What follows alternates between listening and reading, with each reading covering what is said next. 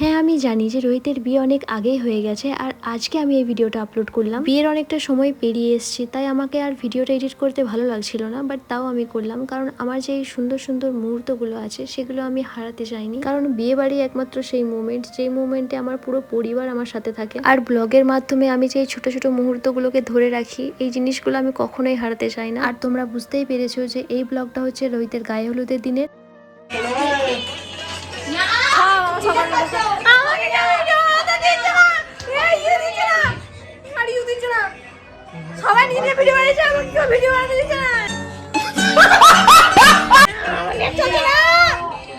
আসলে গায়ে হলুদের দিন আমরা সকলে রেডি হয়ে গিয়েছিলাম, আর রেডি হয়ে যাওয়ার পর আমরা কিছু ভিডিও শুট করছিলাম, আর আমি ঠিক মতো ভিডিও বানাতে পারছিলাম না, কারণ ওখানে আমার নেট চলছিল না, আর আমি ছাড়া বাকি সবার নেট চলছিল।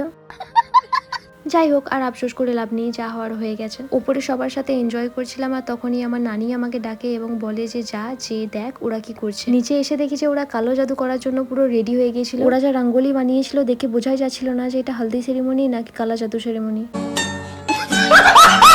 হ্যাঁ সিরিয়াসলি। তারপর আমি ওদের রঙ্গোলিটা একটু ঠিকঠাক করে দিই, যাতে রোহিত এসে কালা জাদু মনে করে ভয় না পেয়ে যায়।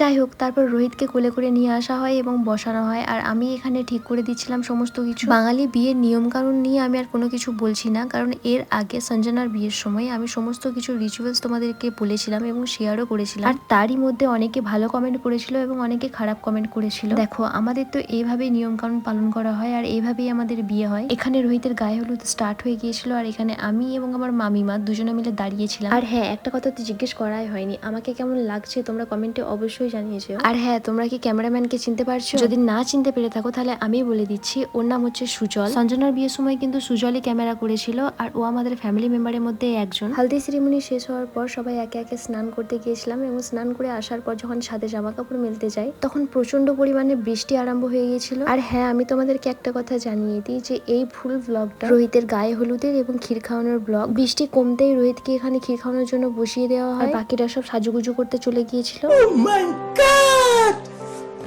বিশ্বাস করো, বিকালের দিকে এত ঝড় বৃষ্টি হয়েছিল যে আমার আর রেডি হতে একদমই ভালো লাগছিল না। Hi guys, welcome back to my new channel your channel. আমরা রেডি তো হয়ে গেছি, তবে আমাকে ওর থেকে কম সুন্দর লাগছে সেটা আমি জানি। আমি কিছুই সাজিনি, তবু তো আমাকে কম সুন্দর লাগছে না সেজেও ভালো, আমার থেকে বেশি সুন্দর। ছোট বলে কওয়া